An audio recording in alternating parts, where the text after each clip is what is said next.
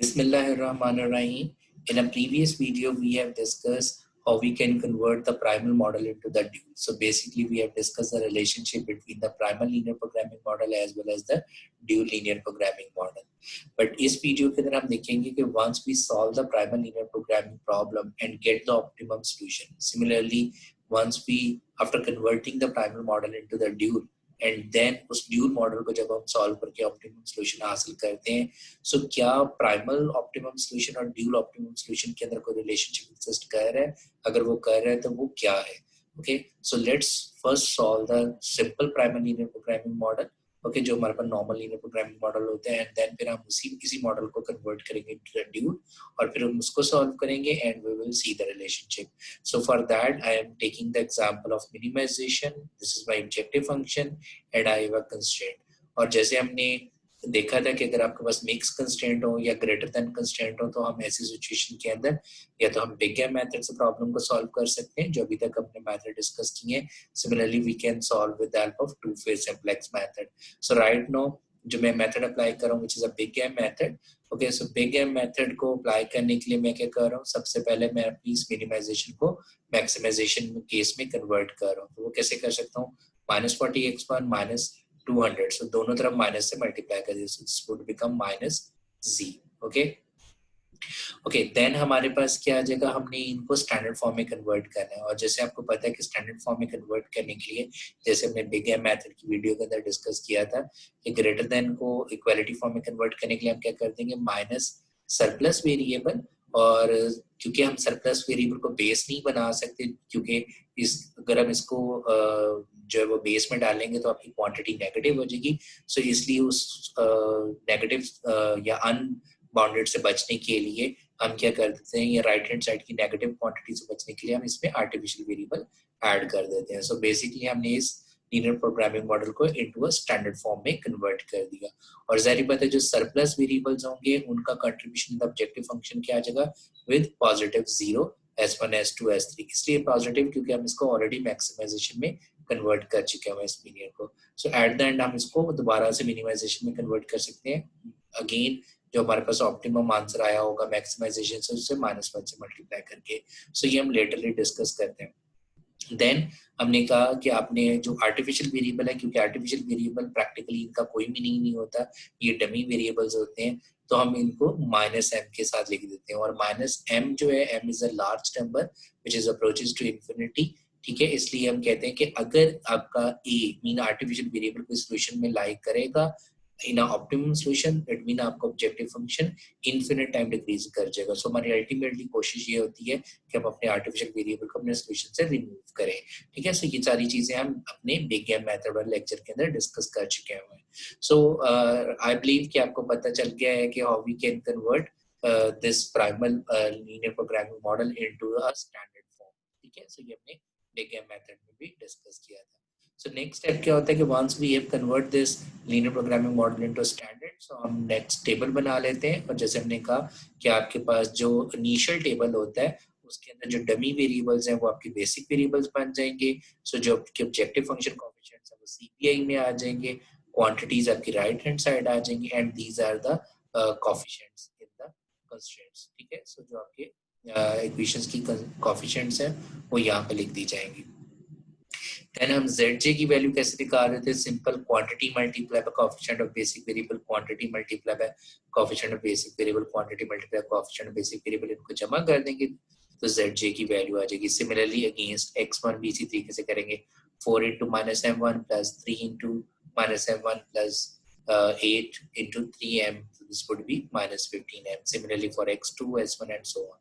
और cj minus zj वाली रो हम कैसे निकालते हैं, Cj, that Cj is basically the coefficient in the objective function. Okay, so Cj minus Zj would be equal to Cj minus Zj.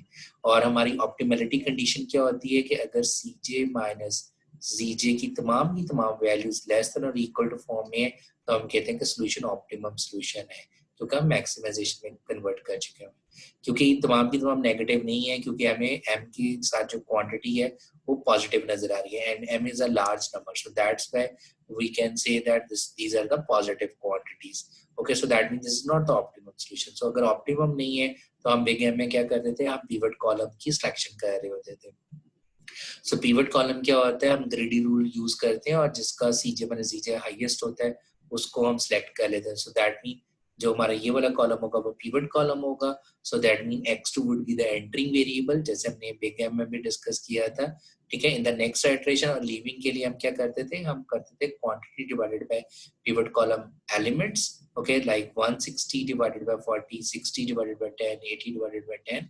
सो उनके against हम ratios निकाल लेते थे और मेक श्योर करते थे कि आपकी ये pivot column elements must be positive होने चाहिए। सो अगर कोई नेगेटिव है या जीरो है तो उसके अगेंस्ट हम रेशियोज नहीं निकालते, ठीक है। क्यों नहीं निकालते, क्योंकि अगर आप उनके अगेंस्ट निकालोगे तो आपके पास जो रेशियो है वो नेगेटिव आ सकती है या इन्फिनिट आ सकती है। सो नेगेटिव रेशियो का मतलब ये है कि आप अपनी गेन क्वांटिटी को नेगेटिव कर सकते हो। सो जिसकी बेसिस के ऊपर वो प्रॉब्लम क्रिएट करेगा, मीन आपका सोल्यूशन फिजिबल ही रहेगा, इनफिजिबिलिटी की तरफ चला जाएगा। सो फिलहाल सो ये हम तमाम की तमाम चीजें as I already told you कि हम बिग एम मेथड में डिस्कस कर चुके हैं। सो मैं इसको क्विकली जो है वो डिस्कस कर रहा हूँ कि हमारे पास जो A1 है वो लीविंग वेरिएबल बन जाएगा यहाँ पे, x2 नेक्स्ट इटरेशन में एंटरिंग हो जाएगा एंड हमारा अल्टीमेट टारगेट क्या होगा कि ये जो पिवट एलिमेंट है यहाँ पे 1 करना है, इसके नीचे 0 करना है, तो उसके लिए हम रो ऑपरेशंस करते हैं, ठीक है। So I have apply the big M method, ठीक है। सो अगर आपको बिग एम मेथड की अंडरस्टैंडिंग नहीं है so you can go to the big M method video and check कि उसको हम किस तरीके से अप्लाई करते हैं। सो मैं आपको जस्ट ऑप्टिमम सोल्यूशन दिखा रहा हूँ। So as you can see that कि मेरे पास जो फाइनल आइटरेशन है इसमें सीजे माइनस जीजे तमाम की तमाम लेस देन और इक्वल टू 0 आ चुकी हैं, जो कि हमारी ऑप्टिमलिटी की कंडीशन है। So CJ minus GJ all are less than और इक्वल टू 0 और मेरे पास z का आंसर क्या है, नेगेटिव है, क्योंकि एक्चुअली मेरे पास जो है वो मिनिमाइजेशन केस था। तो हम क्या कर लेंगे कि इस -1000 को माइनस से अगेन मल्टीप्लाई करेंगे तो वो मिनिमाइजेशन केस के अंदर पॉजिटिव 1000 आ जाएगा। सो x1 आपके पास क्या है 10 और x2 क्या है आपके पास आ जाएगा 3 एंड दिस इज कि आपके पास जो सरप्लस है इतनी क्वांटिटी हमने ज्यादा प्रोड्यूस किया है। बहरहाल सो यहाँ पे हमारे लिए इम्पोर्टेंट क्या है कि मेरे पास x1 हम कितना क्वांटिटी डिसीजन वेरिएबल की क्या आ रही है और x2 की क्वांटिटी क्या आ रही है और ऑब्जेक्टिव फंक्शन क्या है। अब हम क्या करते हैं, ये जो हमारे पास प्राइमल प्रॉब्लम था इसको ड्यूल में कन्वर्ट करते हैं और as you can know that कि जब हम प्राइमल से ड्यूल में कन्वर्ट करते हैं मिनिमाइजेशन टू मैक्सिमाइजेशन, ये क्योंकि already standard form normal form में था तो हमने इसको क्या कर दिया लेस देन और इक्वल टू आ जाएगा, क्योंकि यहाँ पे मैक्सिमाइजेशन है तो लेस देन और इक्वल टू। सो हमें जो चीज चेक करने की फर्दर जरूरत है वो क्या है कि जितनी नंबर ऑफ कंस्ट्रेंट्स इतने हैं उतने नंबर ऑफ डिसीजन वेरिएबल इतनी है। So that's fine. सो अगर आप लोगों को नहीं पता कि प्राइमल को ड्यूल में कैसे करते हैं सो आप प्रीवियस वीडियो को जो पार्ट 1 है इसका उसको देख सकते हैं, जिसमें मैंने डिटेल में डिस्कस किया है कि हम किस तरीके से प्राइमल प्रॉब्लम को ड्यूल में कन्वर्ट कर सकते हैं। So as you can see that कि अब हमने इस ड्यूल प्रॉब्लम को सॉल्व करना है। सो तमाम की तमाम कंस्ट्रेंट लेस देन और इक्वल टू फॉर्म है तो हम सिंपलेक्स मेथड अप्लाई कर सकते हैं। So for applying the simplex method सबसे पहले हम इसको स्टैंडर्ड फॉर्म में कन्वर्ट कर लेंगे by adding the slack variables, ठीक है। और हमने स्टैंडर्ड फॉर्म में कन्वर्ट करने के बाद अगेन इनिशियल टेबल और देन फिर उसका ऑप्टिमम सॉल्यूशन जो है वो कैलकुलेट कर लिया। ओके, सो अगर आपको सिंपलेक्स मेथड का आइडिया नहीं है again go to the previous videos, वहाँ पे मैंने सिंपलेक्स मेथड को जो है वो डिस्कस किया हुआ है, सो उसको आप जो है वो जाके देख सकते हैं। ओके, सो बहरहाल हमारे पास जो है this is the optimum solution with respect to the simplex method, mean हमारे ड्यूल प्रॉब्लम का सॉल्यूशन। ओके, सो हमने करना है क्या है, मेरे पास जो प्राइमल प्रॉब्लम का सॉल्यूशन आया था that is this one. So this is primal. So अब क्योंकि जैसे मैंने को पहले बताया कि जो डमी आपके पास या आर्टिफिशियल वेरिएबल्स उनकी उनकी प्रैक्टिकली कोई मीनिंग नहीं होती है, इनको आपने रिमूव कर देना है, just pick the rest of the table. Similarly अब आपने क्या कर लेना है, हमने हमारे पास जो ड्यूल के अकॉर्डिंग ये आंसर आया था फाइनल, इस टेबल को मैंने दोबारा से रीराइट कर लिया। So this is after deleting the artificial variable in the primal solution है, this is the dual solution. So इनका आपस में कोई रिलेशनशिप है, सो बिल्कुल है, ठीक है। वो क्या है, आपने नेगेटिव साइंस को इग्नोर कर देना है, ठीक है। सो आपके पास देखिए कि जो ड्यूल का आंसर था वही प्राइमल का सॉल्यूशन है, ठीक है। So it mean that mean कि आपके ऑब्जेक्टिव फंक्शन के आंसर चाहे आप प्राइमल प्रॉब्लम को सॉल्व करें चाहे आप ड्यूल प्रॉब्लम को सॉल्व करें वो इक्वल आने चाहिए। ओके, अगर इक्वल नहीं है तो फिर आपस में रिलेशनशिप क्या होगा उसको भी हम डिस्कस करते हैं। फिलहाल क्योंकि ऑप्टिमम सॉल्यूशंस है तो आपका प्राइमल प्रॉब्लम और ड्यूल प्रॉब्लम के आंसर्स इक्वल आने चाहिए। सेकेंडली, जो आपके पास सीजे माइनस जीजे वाली रो आई हुई है, सो इनके आंसर्स को अगर आप देखें यहाँ पे इनके जो एक्चुअल आंसर्स आए हुए हैं without ignoring the negative sign, so आपके पास जो x2 का आंसर है वो हमें नजर आ रहा है s2 के अंदर, मीन्स यहाँ पे स्लैक वेरिएबल के अंदर। रीजन क्या थी, क्योंकि अगर आप लोगों को याद हो कि जब हम प्राइमल से ड्यूल में बनाते हैं तो हम अपनी राइट हैंड साइड को, मीन ईच कंस्ट्रेंट को, सॉरी, जो ईच कंस्ट्रेंट है उसको हम ड्यूल वेरिएबल से रिप्रेजेंट कर रहे होते हैं।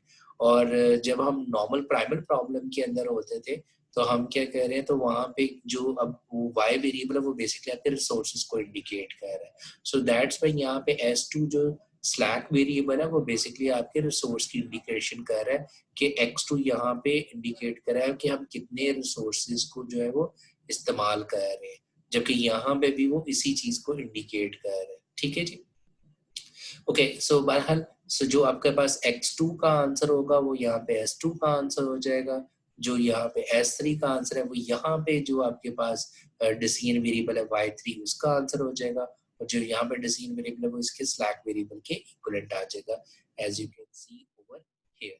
ठीक है जी, सो जो डिसीजन वेरिएबल्स के आंसर्स थे वो यहाँ पे इनके स्लैक वेरिएबल्स के आंसर्स बन गए, जो यहाँ पे आपके पास स्लैक वेरिएबल्स के यहाँ पे कोफिशिएंट्स थे वो यहाँ पे इनके डिसीजन वेरिएबल्स के आंसर आ गए, but the optimum answer remain same. So know the idea is कि अगर आपके पास जो है वो दो तरह के मेन थ्योरम्स बन जाते हैं, एक कहता है वीक ड्यूलिटी थ्योरम, एक कहता है स्ट्रॉन्ग ड्यूलिटी थ्योरम। जैसे अभी हमने देखा कि अगर आपके पास जो प्राइमल का ऑप्टिमम सॉल्यूशन है और जो ड्यूल का ऑप्टिमम सॉल्यूशन है, उन दोनों केसेस के अंदर आपके पास जो ऑब्जेक्टिव फंक्शन के आंसर है वो हमेशा इक्वल होंगे। सो एक्स स्टार जो है वो प्राइमल के ऑप्टिमम सॉल्यूशन को रिप्रेजेंट कर रहा है, वाई स्टार ड्यूल के ऑप्टिमम सॉल्यूशन को रिप्रेजेंट कर रहा है, और हमने देखा था कि उनके जो ऑब्जेक्टिव फंक्शंस के आंसर होंगे वो इन अ स्ट्रॉन्ग ड्यूलिटी थ्योरम वो इक्वल आएंगे। सो अगर आपके प्राइमल और ड्यूल का आंसर सेम है, दैट मीन जिसको हम ड्यूलिटी गैप कहते हैं। सो इस केस के अंदर ड्यूलिटी गैप क्या होगा, जीरो। सो अगर आपके पास जीरो ड्यूलिटी गैप आ रहा है, so that mean that is indicating a strong relationship between the primal and the linear programming model. And obviously जैसे आपके जो सोल्यूशन का जो ड्यूलिटी गैप है वो जितना कम होगा, मीन अगर जीरो है तो that mean both models are, your math model is very good. ठीक है, सो जितना ड्यूलिटी गैप कम होगा उतनी वो उसकी मॉडल की एफिशिएंसी को इंडिकेट कर रहा होगा। सिमिलरली वीक ड्यूलिटी थ्योरम से क्या बना था, यहाँ पे वाई डैश का मतलब है कि feasible, not a optimum solution but feasible solution. Similarly Y dash is also a feasible solution. तो अगर मैक्सिमाइजेशन केस है तो प्राइमल का जो ऑप्टिमम सॉल्यूशन होगा वो हमेशा ड्यूल से छोटा होगा, और in a minimization case primal का सॉल्यूशन हमेशा ड्यूल से ग्रेटर होगा। ओके, सो ऐसी सिचुएशन में हम कहते हैं this is called as a weak duality theorem. ठीक है, और आपका ये जो आंसर होगा वो हमेशा ड्यूलिटी गैप हम किस तरीके से निकाल सकते हैं, answer of the dual minus answer of the primal. ठीक है, सो नेगेटिव नहीं होना चाहिए, पॉजिटिव फॉर्म में जो भी वैल्यू आ रही है। और the most important thing is remember that, जैसे हमने कहा था कि प्राइमल का ऑल्टरनेटिव है ड्यूल, सो दैट मीन जो हम प्राइमल से जब ड्यूल निकालते हैं, जो ड्यूल मॉडल आया हुआ है अगर हम दोबारा से उसके ऊपर वही रूल अप्लाई करें to convert into the again primal, so basically dual of the dual would be equal to the primal हमारे पास होता है। So thank you so much, I hope you understand what's the relationship between the solution of the primal problem as well as the dual problem. So in the next video we will discuss the dual simplex method. Thank you so much.